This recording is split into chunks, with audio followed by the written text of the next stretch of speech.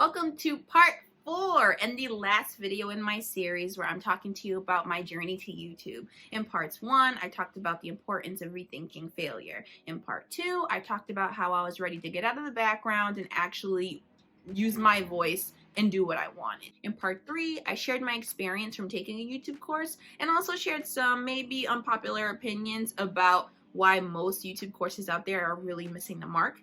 And now in this episode, I'm talking to you about the specific changes I decided to make to my life and to my business in order to really start decolonizing, really start showing and being comfortable with the real me, and really helping to reconnect with community. If by chance this is your first video watching me, hi, my name is Liz. I am a YouTube strategist and content creator, and typically on this channel, I am demystifying YouTube and anti-capitalist entrepreneurship. And starting in 2021, I have a ton of great content for you to watch. I cannot wait. And if you are ready to join me on this amazing new journey, then definitely make sure that you subscribe to my channel, and I cannot wait to meet you in 2021, because after this video, I'm taking a little bit of a break. Not too long. I'll be back in January, but I'm taking 2 weeks off. Enjoy the holidays. I'm going to enjoy my birthday. I'm going to enjoy Christmas. We're going to get a move on. But besides that, let's get started. So first up, for my business, if you've seen any of the information about the services I provide, either on my Instagram or in the description box below, I do YouTube strategy, and I have a program that's specifically for Black women and women of color. Now, that was one of the biggest things I decided to change right off the bat, was that I decided to really create a program that was specifically for Black women and women of color. And the reason why I decided to do this was I just really realized, especially in the mindset program that I was in, how powerful these spaces are, especially if you're a Black woman and you're used to being in predominantly white spaces your entire life through school and work.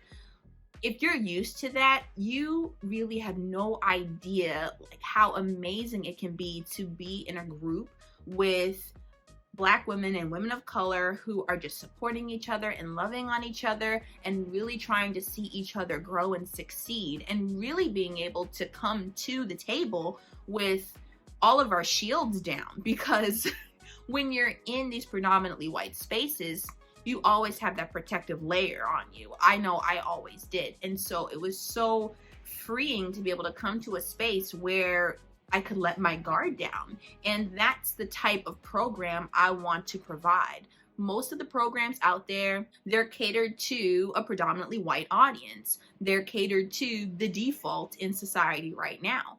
And it's really, and they don't really see our perspective. And it's so important that if we are trying to really develop relationships with ourselves and relationships with others and really be able to flourish, we have to be able to bring our full selves to the table, our full selves to the learning experience. And as of right now, we just cannot do that in most spaces today. Now, I will also preface this by saying that it can't just be any old space.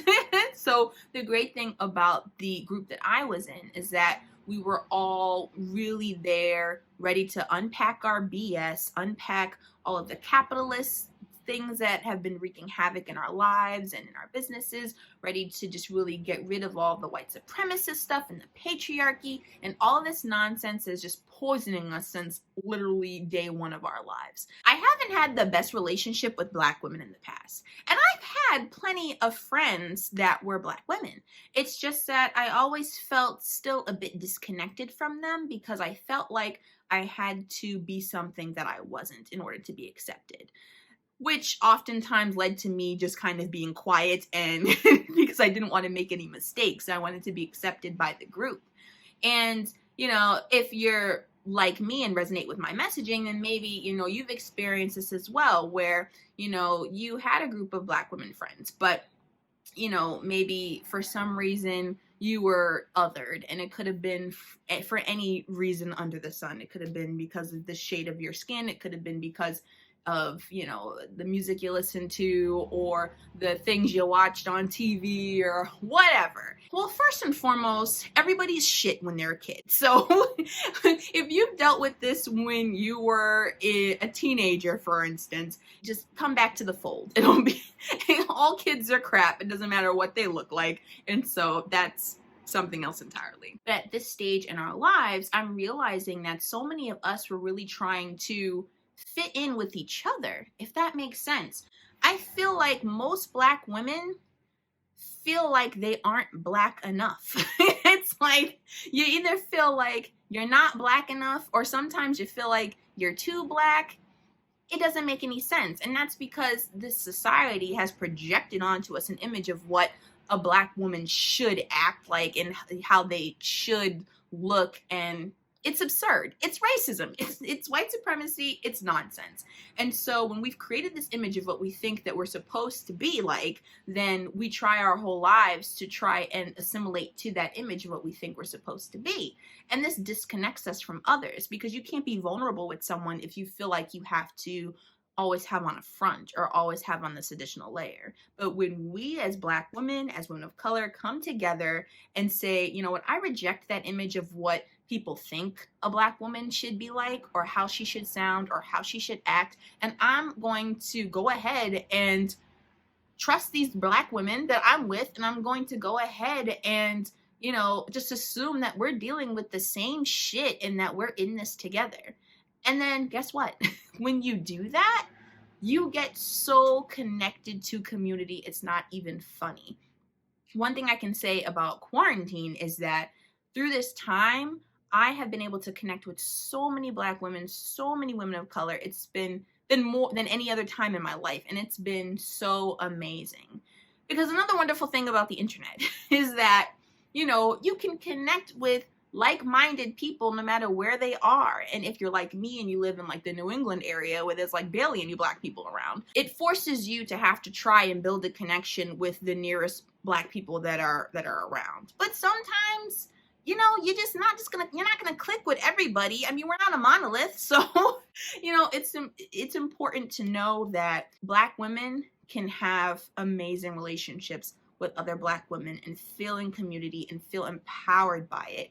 And we're not all the same. So you can find, you know, your people amongst the fold.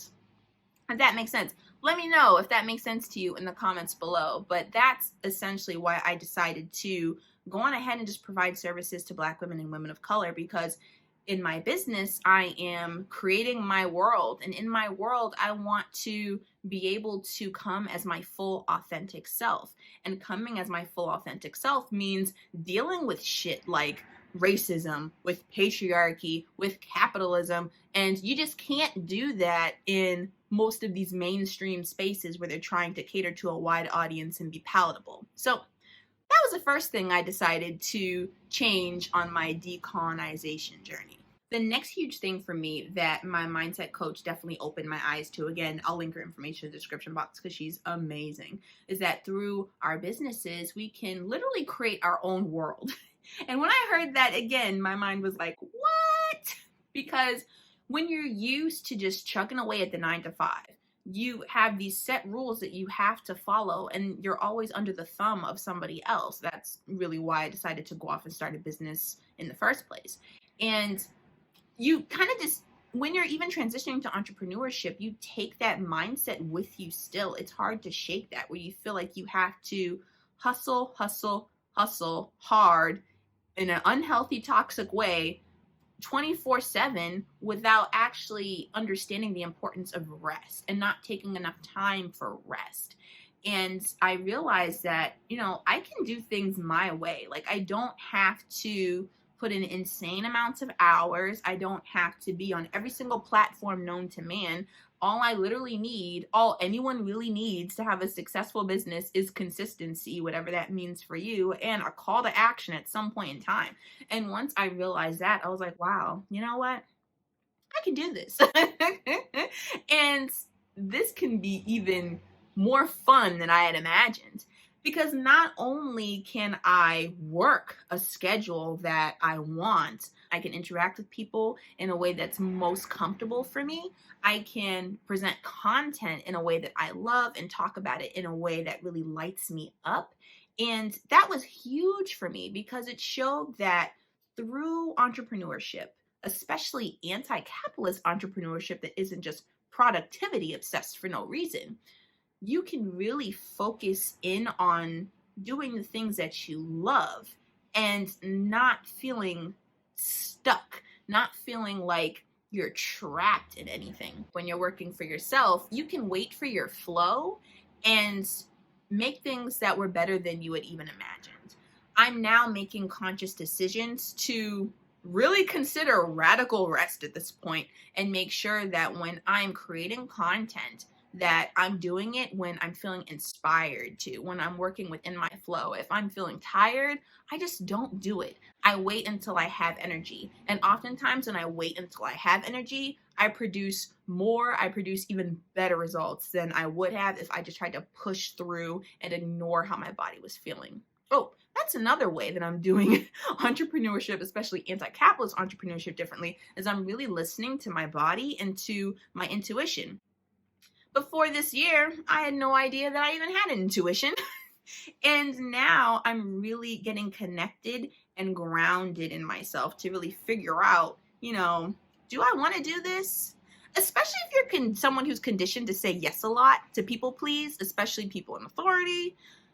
You're not in the habit of listening to yourself. You're in the habit of saying yes and pleasing others, not wanting to disappoint people. And that does not work. It does not work. And so I'm unlearning that. I'm unlearning all that toxic nonsense, listening to my body, working in a flow, doing what lights me up, how it lights me up. Revolutionary, I'm telling you. Revolutionary.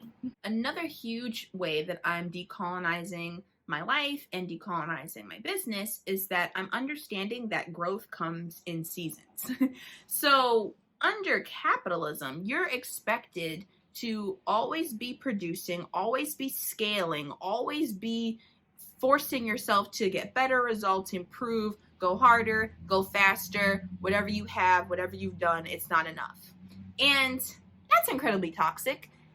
And it just isn't natural. No one is always consistently growing. You have to have times where you're literally just resting and digesting to be able to cultivate a space where you can grow. The messaging around growth is extremely toxic. It really just pushes these unrealistic expectations on you and makes you feel inadequate when in actuality, people are they're just pushing messaging. If you looked at their actual trajectory, you would see that they did not experience growth as just an easy straight shot. There were ups and downs. There were periods of rest. There were periods of stepping backwards to propel forwards. That's just how life works. Honestly, that's also how YouTube works. Just saying. Growth comes in seasons. It comes in cycles. And you really just have to be comfortable. And I'm learning that I really have to just be comfortable with being happy where I am, learning as much as possible where I am, seeing the growth happen in time, and really just being happy and satisfied in the present moment instead of constantly looking to the future, constantly planning out the next 5 to 10 years of my life. It's unnecessary. So yeah, I'm decolonizing my life and my business by being kind to myself and not imposing perfectionism, these unrealistic expectations, doing things my way, how I want to do them, and doing that consistently. And it's really cool. I love it. So thank you so much for watching my series. I shared so much with you guys, but it's so awesome to be able to make this space and be vulnerable with you and just share with you, where I've been, what I'm doing now, where I want to go, with my program for next year. If you're interested in joining this YouTube program, if you're a Black woman, a woman of color, you're looking to do YouTube more holistically and actually in a way that makes sense for you and actually facilitates growth, then definitely be sure to apply from my January cohort. The application to apply, the link to the application to apply will be in the description box below. Although I'm taking 2 weeks off of YouTube, I will still be semi-active on Instagram. So if you are interested in checking out my holiday shenanigans, then definitely be sure to follow me there. And I'll see you in 2021. It'll be a doozy. Bye.